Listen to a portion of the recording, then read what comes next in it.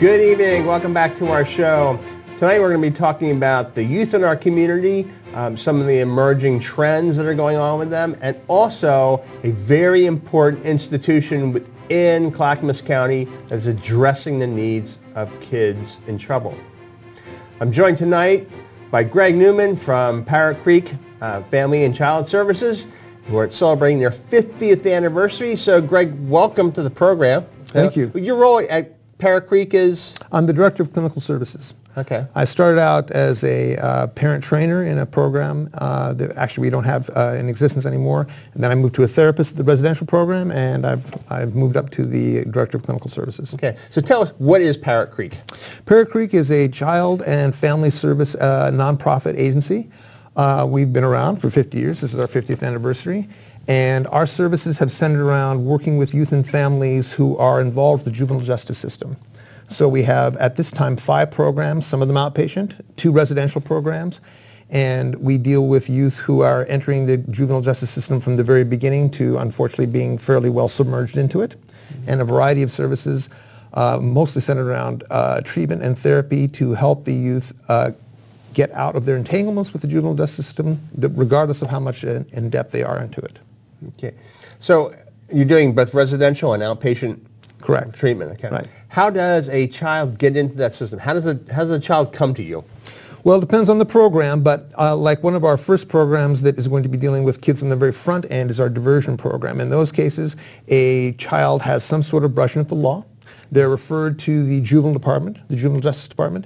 And at that point, if the Justice Department thinks it's a good fit, they will contact us and they'll refer that youth to the diversion program. And they come and meet with members of the community, and they get to take accountability for their offense and find out ways that they can offer reparations. It's based upon a restorative justice model, which the idea being, instead of looking at punishment for an offense, trying to find a way of getting the perpetrator of said offense to be involved in the process of doing restitution, not necessarily in a monetary sense, sometimes in a service sense, sometimes just in a sense of working with those who they have harmed and understanding what it is that their actions have brought about and what they can do about it. Okay, so the diversion program, you're probably talking about fairly minor infractions, Absolutely. Misdemeanors. In this case, it's actually taking the place of a kid actually getting charged with something. So it's really their first encounters, and it would be, yes, something that's not too severe an infraction. Mm-hmm. Do you deal with kids who've been through charged with serious offenses? Yes, we do. We have other programs that deal with that. We have an outpatient program that works with youth who have had offensive behaviors of a sexual nature, and they have been deemed by the Juvenile Department to be appropriate for outpatient care. And then we have our 2 residential programs. One of them is a short-term shelter and evaluation program, and its purpose is it's about 90 days long. Its purpose is to, when a youth has come into the Clackamas County Juvenile Department, that's with a contract with Clackamas County, we do an assessment and evaluation on that youth and try to recommend to the youth and his family, as well as the Juvenile Department, what kind of services they might need.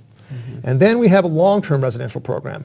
These are youth who've actually gone into the custody of the state. They've been involved in the process for a while, and they've gotten to the point where they actually have gone into the custody of the state, so that the state can then put them with one of their nonprofit providers, and that's what we are. We are the alternative to jail at that point. Instead of a kid going to jail, he'll come into a residential center like ours, and hopefully, after going through months of treatment and behavior modification work and working hopefully with his family, the youth is able to go back into the community.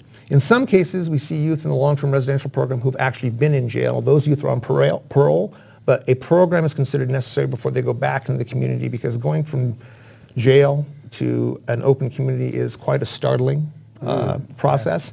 And even if a kid's only been incarcerated for a matter of months, you'd be amazed how fast they acclimate to that process and how challenging it would be to then go back into the community.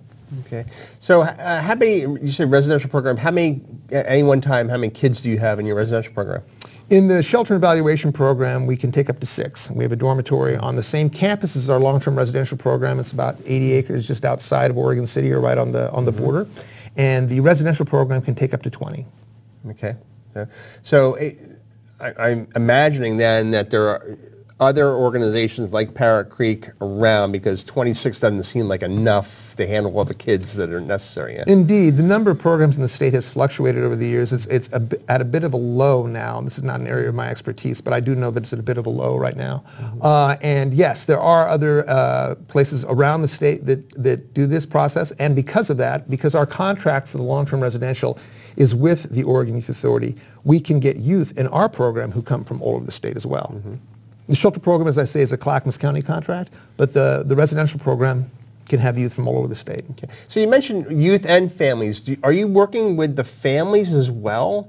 Whenever possible. That's part of our philosophy.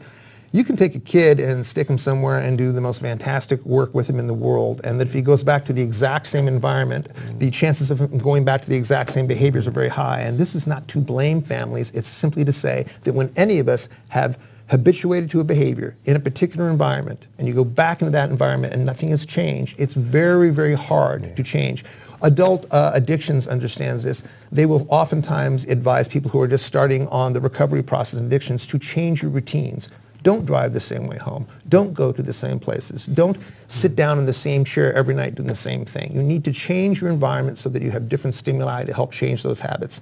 The same thing can be true with behaviors that we think of as being choices like breaking the law. Yes, there is absolutely an element of choice, and youth have made this decision for a reason. They're not just bad kids. In fact, that's something that's kind of important at PCreek.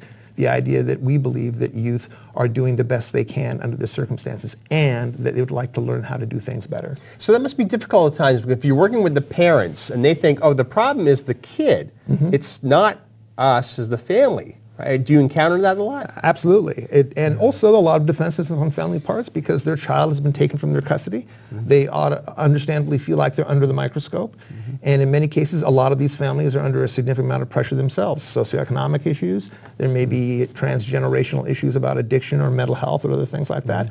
But we get kids from all sorts of families. So it's not just coming from families that are suffering from those kind of challenges, although I would say a majority of our youth are. But yes, you're right. The first thing that you need to do under the circumstances, just like you have to do with the kid, is you have to build an alliance. And you have to try to convince folks, we're actually in this together, and we want to work on it with you. We're not against you. We want to be partners in trying to have an outcome that we all want to have. Success rates, do you keep track of that? Like when a kid leaves your residential program, right? Or what's the recidivism rate? Well, the recidivism rate actually comes from the OIA, and they get put out every few years. The last recidivism rates that we have at our disposal were about 11.5%, which is extraordinarily good when you consider the fact that when kids just go to corrections, the recidivism rate hovers between 40 and 50%. And this is true of residential treatment centers across the nation. Residential treatment works. That's why we do it. If you're looking at this recidivism rate, it works. Depending on their offenses, some offenses the recidivism rate is even lower. However, the OIA and PCreek for a while now has begun to realize that there are other things to look at just besides recidivism. So we're just now in the process of starting to try to work out a way of tracking our clients after they leave our program and looking at other issues besides recidivism. How does the relationship with their family, how did that develop? Did they continue and finish their education? Have they become employed? How do they rate their own quality of life? Issues that give a fuller picture of what maybe their time in treatment, what kind of effect it's had. Okay. So let's talk about you for a second. Okay. The work that you're doing represents a major career change right in midlife, right? Yes, it did. Okay. You were mentioning before that you were mostly involved as a laborer. Yes. Yeah. And then becoming a clinical social worker. What was the motivation? What changed? Well, to tell you the truth, I was doing all that physical labor because I thought I was going to become a rich rock and roll star. What do you know? That didn't happen. The chances are amazing, but that didn't work out. And so at a certain point, I realized that I was doing the work just to fulfill that dream. And I also began to realize at a certain point that, especially the last physical labor work I was doing, which was construction, that my favorite part of the job was dealing with the clients, who can get very stressed out when you're remodeling their bathroom, as a matter of fact. And the actual putting up of walls and such, for me personally, wasn't the fulfilling part. It was the talking to the people. And that made me think about what kind of work would put me in the position where I would be dealing with people in that way all the time, and it led me to social work.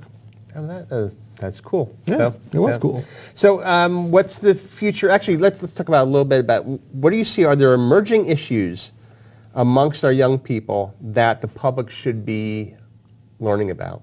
I think absolutely there are. I think for one thing, and this has become, it's said so often that it's becoming a bit of a cliche, but I don't think we actually really spend enough time thinking about and studying this issue. The dawning of the internet age has had a profound effect on how our youth gain information and how they communicate with each other. And I don't think we're really keeping up with it. For instance, this is an unpleasant statistic to talk about, but the number of youth who become addicted to pornography is growing, and the age is becoming lower and lower. It's way past the time where somebody has to look for this sort of thing. If you have a handheld device or a laptop or computer, you can find it, and it doesn't matter your age, or you will find it eventually if you're online long enough. I think that's something we need to look at. But also beyond that, how youth share information and talk to each other and relate to each other. It's changing, I think, how sometimes our societal's values are transmitted and understood by youth, and I think it's an issue that we need to take a lot more seriously.